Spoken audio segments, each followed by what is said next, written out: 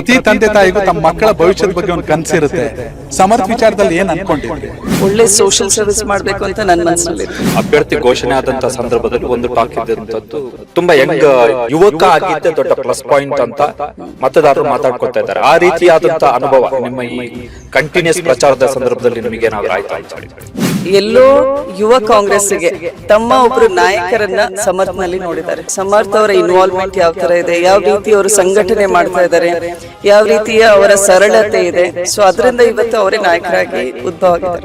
ನಿಮಗೆ ಗೊತ್ತಿದೆ, ಸ್ಟಾರ್ಟಿಂಗ್ ಅಲ್ಲಿ ಒಂದಷ್ಟು ಟಿಕೆಟ್ ವಿಚಾರ ಬಂದಂತ ಸಂದರ್ಭದಲ್ಲಿ ಮುಸ್ಲಿಂ ಸಮುದಾಯಕ್ಕೆ ಟಿಕೆಟ್ ಕೊಡಬೇಕು ಅಂತ ಹೇಳಿ ಒಂದಷ್ಟು ಗೊಂದಲ, ಈ ರೀತಿ ವಾಯ್ಸ್ ರೈಸ್ ಎಲ್ಲ ಆಯ್ತು. ಬಡವ ಶ್ರೀಮಂತ ಕಿರಿಯ ಅನ್ನೋದು ಮೈನಾರಿಟಿ ವರ್ಸಸ್ ಇದು ಅಂತೆ ಈ ಒಬ್ಬರನ್ನ ರೆಪ್ರೆಸೆಂಟೇಟಿವ್ ಆಗಿ ಆಯ್ಕೆ ಮಾಡಿದ್ಮೇಲೆ ಮುಂದಿನ 2.5 ವರ್ಷ 5 ವರ್ಷ ಏನ್ ಕೆಲಸ ಮಾಡ್ತಾರೆ, ಅಭಿವೃದ್ಧಿ ಯಾವ ರೀತಿ ಆಗುತ್ತೆ ಅಂತ. ಸೊ ಅದನ್ನ ಜನ ಕೂಡ ರಿಯಲೈಸ್ ಮಾಡ್ಕೊಳ್ಬೇಕು. ಪ್ರಮುಖವಾಗಿ ಚುನಾವಣೆ ಪಂಚ ಗ್ಯಾರಂಟಿ ಕಾಂಗ್ರೆಸ್ ಸರ್ಕಾರದ 5 ಗ್ಯಾರಂಟಿಗಳನ್ನ ಹೈಲೈಟ್ ಮಾಡ್ತಾರೆ. ಬಡವರನ್ನ ಯುವಕನಾಗಿ ಸಮರ್ಥ ಅವರು ಯಾವ ಪರ್ಸ್ಪೆಕ್ಟಿವ್ ತರಬಹುದು, that right choice of their education with employability. ನಮಸ್ಕಾರ ವೀಕ್ಷಕರೇ, ಡಿಜಿಟಲ್ ಮಾಧ್ಯಮದ ಇತಿಹಾಸದಲ್ಲೇ ಹೊಸ ಕ್ರಾಂತಿ. ರಾಜ್ಯದ ಬೇರೆ ಬೇರೆ ಜಿಲ್ಲೆಗಳ 4-5 ಪತ್ರಕರ್ತರು ಸೇರಿ ಒಟ್ಟಾರೆಯಾಗಿ ಕಾಂಗ್ರೆಸ್ನ ಅಭ್ಯರ್ಥಿ ಸಮರ್ಥ್ ಅವರ ಪರವಾಗಿ ಅವರ ತಾಯಿ ಹಾಗೆ ಸಂಸದೆ ಡಾಕ್ಟರ್ ಪ್ರಭಾ ಮಲ್ಲಿಕಾರ್ಜುನ್ ಅವರನ್ನ ನಾವೀಗ ಪ್ರಶ್ನೆ ಮಾಡುವಂತ ಸಂದರ್ಭ. ಸತತವಾದ ಪ್ರಚಾರ ನಡೀತಾ ಇದೆ. ಬಿಸಿಲಿಗಿಂತಲೂ ಚುನಾವಣೆ ಕಾವು ಜೋರಾಗಿದೆ. ಹೀಗಾಗಿ ಹದಡಿ ಜಿಲ್ಲಾ ಪಂಚಾಯತಿಯ ಹೊಸಕೊಳನಹಳ್ಳಿ ಗ್ರಾಮದಲ್ಲಿ ಅವರು ಪ್ರಚಾರವನ್ನ ನಡೆಸ್ತಾ ಇದ್ರು. ನಮಗೆ ಕೂಡ ಅವಕಾಶ ಮಾಡಿಕೊಟ್ರು. ಮೇಡಮ್, ಮೊದಲನೇದಾಗಿ ಧನ್ಯವಾದಗಳು.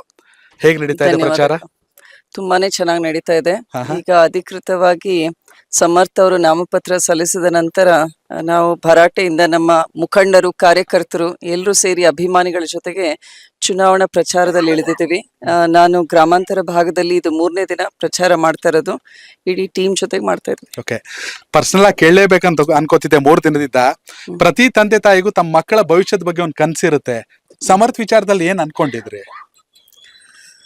ಮೋರ್ ದೆನ್ ಅವ್ರು ಎಷ್ಟು ಅಚೀವ್ ಮಾಡ್ಬೇಕು ಲೈಫ್ ಅನ್ನೋದಕ್ಕಿಂತ ಒಬ್ಬ ಒಳ್ಳೆ ವ್ಯಕ್ತಿ ಆಗಿರ್ಬೇಕು, ವ್ಯಾಲ್ಯೂಸ್ ಇರಬೇಕು, ಮೌಲ್ಯಗಳು ಇರಬೇಕು, ಸಂಸ್ಕೃತಿ ಇರಬೇಕು ಅನ್ನೋದು.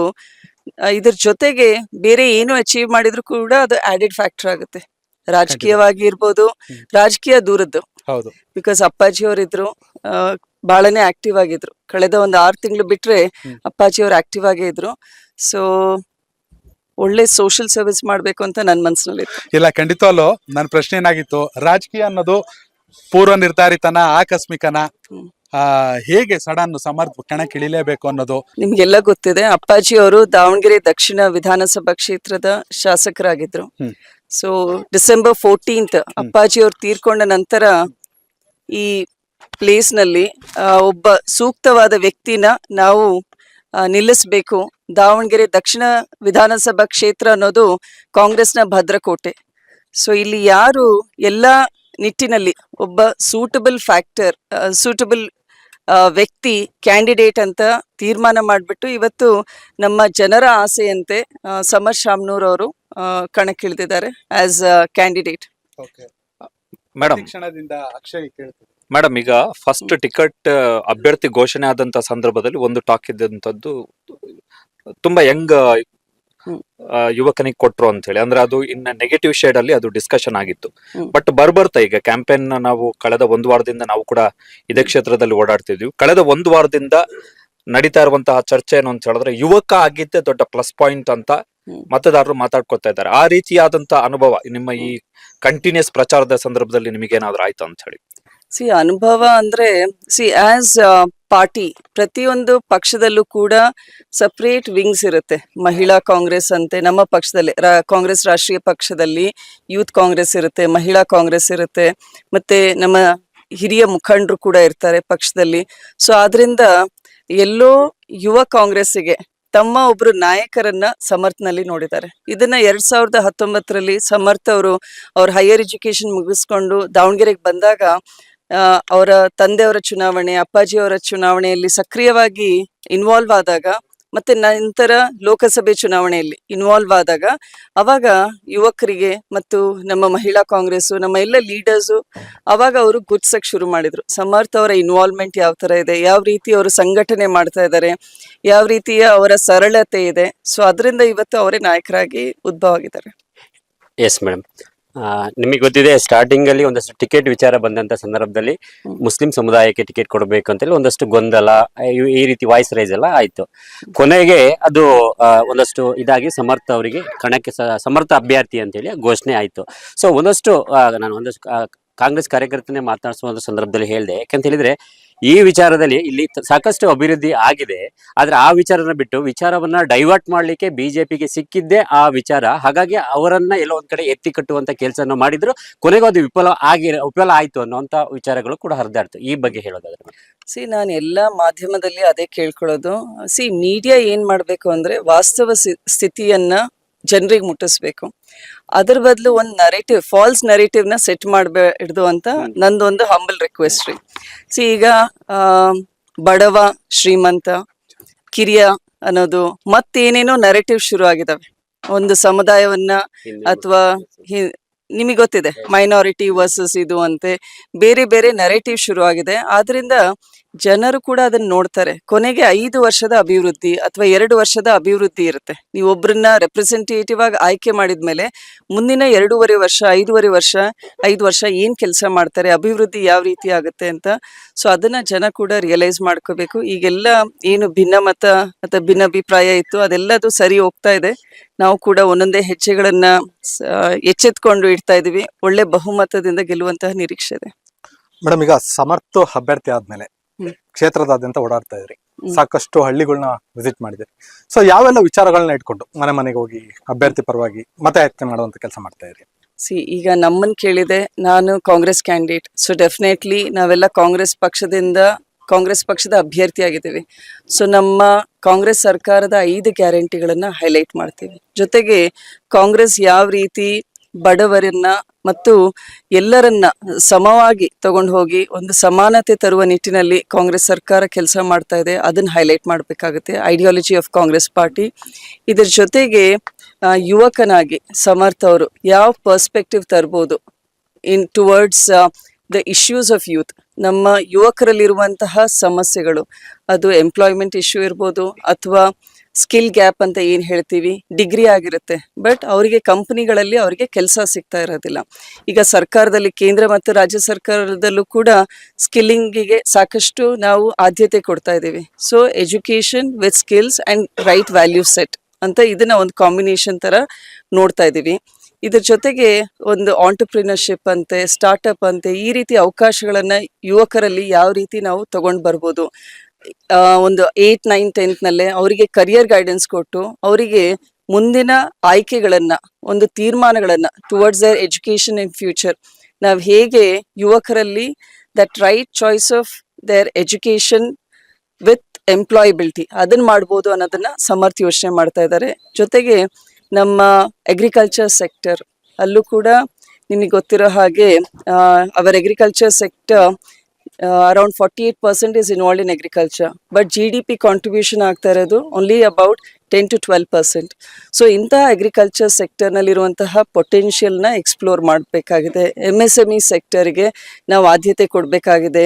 ಈಗ ಆರ್ಟಿಫಿಷಿಯಲ್ ಇಂಟೆಲಿಜೆನ್ಸ್ ಅಂತ ಹೇಳ್ತೀವಿ, ಇದರಿಂದ ಮುಂದೆ ಫ್ಯೂಚರ್ ಜಾಬ್ಸ್ನಲ್ಲಿ ಎಲ್ಲೆಲ್ಲಿ ಚಾಲೆಂಜಸ್ ಆಗುತ್ತೆ, ಯಾವ್ಯಾವ ಇಂಡಸ್ಟ್ರಿನಲ್ಲಿ ಮುಂದೆ ಚಾಲೆಂಜಸ್ ಆಗುತ್ತೆ, ಅದನ್ನೆಲ್ಲ Young leader with global perspective ಅವ್ರಿಗೆ ಗೊತ್ತಿರುತ್ತೆ. ಮುಂದೆ 25 ವರ್ಷ ಯಾವ ರೀತಿಯಂತಹ ಜಾಬ್ಸ್ ಇರುತ್ತೆ, ನಮ್ಮ ಹೆಲ್ತ್ ಸೆಕ್ಟರ್ ಆಯಿತು, ಅಗ್ರಿಕಲ್ಚರ್ ಸೆಕ್ಟರ್ ಆಯಿತು, ಇಂಡಸ್ಟ್ರಿ ಸೆಕ್ಟರು. ಸೊ ಇದನ್ನೆಲ್ಲ ಅನಲೈಸ್ ಮಾಡಿಕೊಂಡು ಅವರು ಕೂಡ ಪಾಲಿಸೀಸು ಪ್ರೋಗ್ರಾಮ್ಸ್ನಲ್ಲಿ ಇನ್ವಾಲ್ವ್ ಆಗ್ತಾರೆ ಅಂತ ನನ್ನ ಅನಿಸಿಕೆ. ಆಮೇಲೆ ಮೇಡಮ್, ಈಗ ಪ್ರಮುಖವಾಗಿ ಚುನಾವಣೆಯಲ್ಲಿ ಪಂಚ ಗ್ಯಾರಂಟಿಗಳು ವರ್ಕ್ ಆಗುತ್ತಾ? ಪಂಚ್ ಗ್ಯಾರಂಟಿ ವರ್ಕ್ ಆಗತ್ರಿ. ಯಾಕಂದ್ರೆ ಈಗ 2.5-3 ವರ್ಷದಿಂದ ಎಲ್ಲ ಹೆಣ್ಮಕ್ಳಿಗೆ 2,000 ರೂಪಾಯಿ ಅವ್ರ ಅಕೌಂಟಿಗೆ ಹೋಗ್ತಾ ಇದೆ. ಸೊ ಅದನ್ನ ಅವರು ಬಳಸ್ತಾ ಇದ್ದಾರೆ ಒಂದಲ್ಲ ಒಂದು ರೀತಿಯಲ್ಲಿ. ಇವತ್ತು LPG ಸಿಲಿಂಡರ್ ರೇಟ್ ಜಾಸ್ತಿ ಆಗ್ತಾ ಇದೆ, ಇನ್ಫ್ಲೇಷನ್ ಎಷ್ಟಿದೆ, ಎಂಪ್ಲಾಯ್ಮೆಂಟ್ ಎಷ್ಟು ಕೊಡ್ತಾ ಇದ್ದೀವಿ. ಸೊ ಹೆಣ್ಮಕ್ಳೀಗ SHG ಮಹಿಳೆಯರು ಎಷ್ಟು ಜನ ಇದ್ದಾರೆ, ಅವರು ಸ್ವಾವಲಂಬಿಗಳಾಗ್ತಾ ಇದ್ದಾರೆ. ಸೊ ಅವರು even they are learning financial literacy ಅಂತ ಶುರು ಮಾಡಿದ್ದೀವಿ. ಸೊ ಅವರಿಗೆ ದುಡ್ಡು ಯಾವ ರೀತಿ ಕೂಡಿಟ್ಕೋಬೇಕು, ಮುಂದೆ ಏನ್ ಮಾಡಬೇಕು, ಹೆಂಗ್ ಇನ್ವೆಸ್ಟ್ ಮಾಡಬೇಕು, ಕೋಆಪರೇಟಿವ್ ಸೊಸೈಟಿ ಶುರು ಮಾಡ್ತಾ ಇದ್ದಾರೆ. ಸೊ ಇದು ಹೆಣ್ಮಕ್ಳಲ್ಲಿ ಅವ್ರದೇ ಆದ ಒಂದು ರೀತಿಯಂತಹ ಮೂವ್ಮೆಂಟ್ ಶುರು ಆಗ್ತಾ ಇದೆ. ನೀವು ಕೇಳ್ದಂಗೆ ನಮ್ಮ ದಕ್ಷಿಣ ಭಾಗದಲ್ಲಿ ಈಗೇನ್ ಅಭಿವೃದ್ಧಿ ಆಗಿದೆ, ಮುಂದುವರೆದ ಅಭಿವೃದ್ಧಿಗೆ ಸಮರ್ಥ ಅವರು ಆದ್ಯತೆ ಕೊಡ್ತಾರೆ. ಶಾಮನೂರ್ ಶಿವಶಂಕರಪ್ಪ ಅವರ ಕಾಲವಾದ ಬಳಿಕ ಅವರು ಮಾಡಿದ ಮಹಾ ಕಾರ್ಯಗಳಿಗಿಂತಲೂ ಹೆಚ್ಚಾಗಿ ಮುಂಬರುವ ಉಪಚುನಾವಣೆ ಬಗ್ಗೆ ಚರ್ಚೆಗಳು ಶುರು ಆಯ್ತು. ದಾನಕ್ಕಿಂತ ಮಹಾದಾನ ಸಮಾಧಾನ ಅಂತ ಹೇಳ್ತಾರೆ. ನೀವು ಮಾತ್ರ ತಾಳ್ಮೆಯಿಂದನೇ ಇದ್ದೀರಾ, ಎಲ್ಲದಕ್ಕೂ ಮೇನ್ ಹಾಕಕ್ಕೆ ಉತ್ತರ ಕೊಟ್ಟಿದ್ದೀರಾ. ಯಾರಿಗೂ ಉತ್ತರ ಕೊಡ್ಬೇಕು?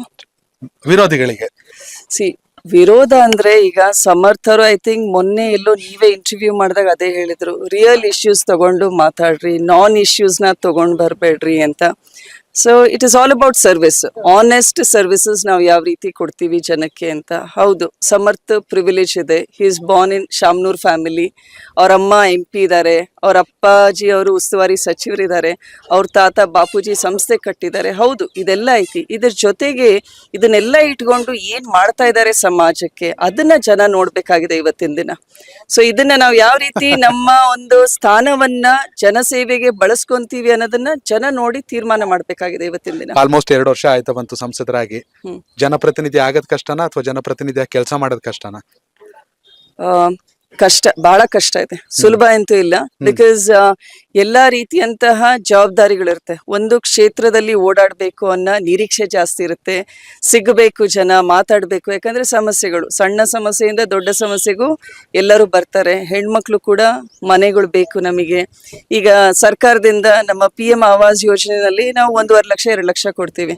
ಬಟ್ ಅವ್ರಿಗೆ ಹೇಳೋದೇನು, ಜಾಗನೇ ಇಲ್ಲಮ್ಮ, ಕೂಲಿ ಮಾಡೋಂತಾರ ನಾವು, ನಮಗ್ ನೀವು ಸೈಟ್ ಇದೇನಂತ ಕೇಳಿದ್ರೆ ಹೆಂಗೆ, ನಾನು ಎಲ್ಲಿಂದ ಸೈಟ್ ತಗೊಳ್ಳಿ ಅಂತಾರೆ. ಸೊ ಈ ರೀತಿ ಇರುವಂತಹ ಬಡತನ, ಆ ಸೆಕ್ಷನ್ಗೆ ನಾವು ಯಾವ ರೀತಿ ಸರ್ಕಾರದಿಂದ ಯೋಜನೆಗಳು ಮಾಡಬೇಕು ಅನ್ನೋದು that is a challenge, present day challenge ಈಗಿರೋದು.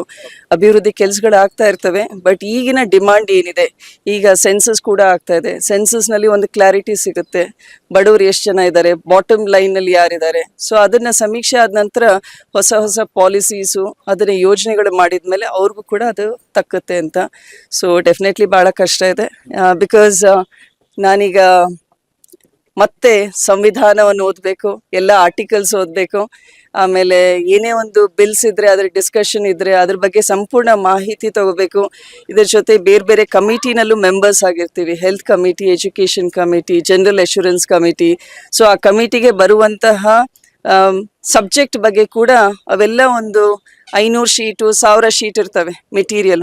So ಅದನ್ನೆಲ್ಲ ಓದಿ ನಾವು ಪಾಯಿಂಟ್ಸ್ ಮಾಡ್ಕೊಂಡು ರೆಪ್ರೆಸೆಂಟ್ ಮಾಡಬೇಕಾಗುತ್ತೆ. ಸೊ ಮತ್ತೊಮ್ಮೆ ಇನ್ನೂ ಒಂದು ಹೊಸ ಯೂನಿವರ್ಸಿಟಿ, MP ಯೂನಿವರ್ಸಿಟಿ, ಪಾರ್ಲಿಮೆಂಟ್ ಯೂನಿವರ್ಸಿಟಿಗೆ ಸೇರಿದಂಗೆ ಆಗಿದೆ ನನಗೆ. ಮೇಡಮ್, ಈಗ ಕ್ಷೇತ್ರದಲ್ಲಿ ಸುತ್ತಾಡಿದಂತ ಸಂದರ್ಭದಲ್ಲಿ ಬಹುತೇಕ ಜನರ ಅಭಿಪ್ರಾಯಗಳು ಏನು ಅಂತ ಹೇಳಿದ್ರೆ, ಈಗ ಕಾಂಕ್ರೀಟ್ ರಸ್ತೆಗಳಾಗಿದೆ, ಚಾನಲ್ ಅಲ್ಲಿ ನೀರು ಬರ್ತಾ ಇದೆ, ದೇವಸ್ಥಾನಗಳಿಗೆ ದೊಡ್ಡ ಮಟ್ಟದಲ್ಲಿ ನಿಮ್ಮ ಕುಟುಂಬ ದೊಡ್ಡ ಮಟ್ಟದಲ್ಲಿ ಫಂಡಿಂಗ್ ಮಾಡಿದ್ದನ್ನ ಜನ ಹೇಳ್ತಾ ಇದ್ದಾರೆ. ಈಗ ಅಂದ್ರೆ ಸಾಮಾನ್ಯವಾಗಿ ಯಾವುದೇ ಒಂದು ವಿಧಾನಸಭಾ ಕ್ಷೇತ್ರ ಅಥವಾ ಲೋಕಸಭಾ ಕ್ಷೇತ್ರ ಅಂತಿದ್ದಾಗ ಜನರ ಮೂಲಭೂತ ಬೇಡಿಕೆಗಳು ರಸ್ತೆ, ಮನೆ ಇವು ಇರ್ತವೆ. ಇದು ಈ ನಿಮ್ಮ ಕ್ಷೇತ್ರದಲ್ಲಿ ಬಹುತೇಕ ಈಡೇರದಂತ ಕಾಣ್ತಾ ಇದೆ ಜನರ ರಿಯಾಕ್ಷನ್ ಪ್ರಕಾರ. ಈಗ ಈ ಚುನಾವಣೆಯಲ್ಲಿ ಬಹುಶಃ ಜನ ಮುಂದಕ್ಕೆ ಇಡ್ತಾ ಇರುವಂತಹ ಹೊಸದಾದಂತಹ ಬೇಡಿಕೆಗಳು, ಈ ಮೂಲಭೂತ ಬೇಡಿಕೆಗಳನ್ನು ಹೊರತುಪಡಿಸಿ ಏನು ಅಂತ ಅನಿಸ್ತಿದೆ ಕ್ಷೇತ್ರದಲ್ಲಿ? ಇಲ್ಲಿ ನಾನು ನಮ್ಮ ಆಫೀಸಿಗೂ ಬಂದಾಗ ಸಾಕಷ್ಟು ಜನ ಹಕ್ಕುಪತ್ರ ಕೇಳ್ತಾ ಇದ್ದಾರೆ. ಶಿಫ್ಟೆಡ್ ವಿಲೇಜ್ ಆಗಿರುತ್ತೆ, ಆದರೆ ಒಂದೇ ಕುಟುಂಬದಲ್ಲಿ ಒಬ್ಬರಿಗೆ ಹಕ್ಕುಪತ್ರ ಕೊಟ್ಟಿರ್ತಾರೆ. ಶಿಫ್ಟೆಡ್ ವಿಲೇಜ್ನಲ್ಲಿ ಒಬ್ಬ ತಂದೆಗೆ 3 ಜನ ಮಕ್ಳಿರ್ತಾರೆ, ಇನ್ನಿಬ್ರು ಮಕ್ಕಳಿಗೆ ಮನೆ ಇರೋದಿಲ್ಲ. ಸೊ ಅವ್ರು ಬಂದು ಕೇಳ್ತಾರೆ, ನಮಗೂ ಒಂದು ಮನೆ ಬೇಕು, ಒಂದು ನಮಗೆ ಹಕ್ಕುಪತ್ರ ಬೇಕು ಅಂತ ಕೇಳ್ತಾರೆ. ಜೊತೆಗೆ ಎಜುಕೇಟೆಡ್ ಯಂಗ್ಸ್ಟರ್ಸ್ ಇರ್ತಾರೆ, ಸೊ ಅವ್ರಿಗೂ ಕೂಡ ಜಾಬ್ ಬೇಕು ಅಂತ ಅದನ್ನ ಕೇಳ್ಕೊಂಡು ಬರ್ತಾರೆ. ಮತ್ತೆ ನೀವು ಎಷ್ಟೇ ಕೇಳಿದ್ರು ಪ್ರತಿಯೊಂದು ಹಳ್ಳಿನಲ್ಲಿ ಈಗಲೂ ಕೂಡ ದೇವಸ್ಥಾನದ ಬೇಡಿಕೆ ಇದೆ. ಒಂದು ಊರಿನಲ್ಲಿ ಒಂದು 5 ರಿಂದ 6 ದೇವಸ್ಥಾನಗಳಿರ್ತವೆ, ಪ್ರತಿಯೊಂದು ಸಮಾಜದ್ದು ಒಂದೊಂದು ದೇವಸ್ಥಾನ. ಸೊ ಶಾಲೆ, ಆಮೇಲೆ ರೋಡು, ರಸ್ತೆಗಳು, UGDs ಅವೆಲ್ಲ ಸಾಕಷ್ಟು ಮಟ್ಟಿಗೆ ಮಾಡಿದ್ದಾರೆ. ಮುಂದೆ ಅವ್ರ ಹೈಯರ್ ಎಜುಕೇಷನ್ಗೆ, ಹೆಲ್ತ್ಗೆ, ಜೊತೆಗೆ PHC ನಲ್ಲಿ ಅದನ್ನ ಸ್ಟ್ರೆಂಥನ್ ಮಾಡಬೇಕಾಗುತ್ತೆ in terms of infrastructure, lab facilities, doctors availability, ಇದನ್ನ ಮಾಡಬೇಕಾಗಿದೆ. ಎಸ್ ಮೇಡಮ್, ಕೊನೆಯದಾಗಿ ಸಮರ್ಥ ಕಣದಲ್ಲಿದ್ದಾರೆ. ಒಂದು ವಾರ 10 days ಇಂದ ಈಗ ಆಲ್ರೆಡಿ ಪ್ರಚಾರವನ್ನ ಕೂಡ ಮಾಡ್ತಾ ಇದ್ದಾರೆ. ಸೊ ಒಂದಷ್ಟು ನಾನು ಪರ್ಸನಲ್ ಆಗಿ ಕೇಳ್ತಿರೋದು, ಅವರು ನಿಮ್ಮ ಜೊತೆ ಯಾಕೆಂದ್ರೆ ಹೊಸತು ಒಂದ್ ರೀತಿ ಈ ಚುನಾವಣೆ, ನೀವೆಲ್ಲ ಹಿಂದೆ ಎಲ್ಲ ಬೇರೆ ಬೇರೆ ಚುನಾವಣೆ ನೀವು ನಿಂತಿದ್ದೀರಿ, ಬೇರೆ ಬೇರೆ ಚುನಾವಣೆನ ಇದ್ ಮಾಡಿದಿರಿ. ಅವರು ಯಾವ ರೀತಿಯಾದಂತಹ ಅನುಭವಗಳನ್ನ ನಿಮ್ಮ ಹತ್ರ ಹಂಚ್ಕೊಳ್ತಾ ಇದ್ದಾರೆ, ಸಮರ್ಥವಾಗಿ ಈ ಒಂದು ಚುನಾವಣೆಯನ್ನ ಸಮರ್ಥವಾಗಿ ಎದುರಿಸಬೇಕು ಅನ್ನೋ ನೀವು ಯಾವ ರೀತಿ ಸಲಹೆಗಳನ್ನ ಅವ್ರಿಗೆ ಕೊಡ್ತಾ ಇದ್ದೀರಿ ಪರ್ಸನಲಿ ಆಗಿ? ಈಗ ನಾನು ಹೇಳೋದಷ್ಟೇ, ಯಾವುದೇ ಒಂದು ಕಾರ್ಯ ಇದ್ರೂ ನಾವು 100% ಕೊಡ್ಬೇಕಾಗಿದೆ. ನಮ್ಮ ಪ್ರಯತ್ನ 100% ಇರಬೇಕು. ಫಲ ಹೆಂಗ್ ಬರುತ್ತೆ, ಅದು 100% ಪ್ರಯತ್ನ ಕೊಡದೆ ಬೇಜಾರಾಯ್ತು ಅನ್ನೋದು ಕಷ್ಟ. ಈಗ ನಾನು 100% ಪ್ರಯತ್ನ ಮಾಡಿದ್ವಿ, ನಮ್ಮ ಕಾರ್ಯಕರ್ತರು 100% ಪ್ರಯತ್ನ ಮಾಡಿದ್ದಾರೆ, ಕ್ಯಾಂಡಿಡೇಟ್ ಪ್ರಯತ್ನ ಮಾಡಿದ್ದಾರೆ ಅಂದಮೇಲೆ ರಿಸಲ್ಟ್ ವ್ಯತ್ಯಾಸ ಆದ್ರೂ ಕೂಡ ಅದನ್ನ ಸ್ವೀಕರಿಸುವಂತಹ ಮನೋಭಾವ, ಧೈರ್ಯ ಸಿಗುತ್ತೆ ನಮಗೆ.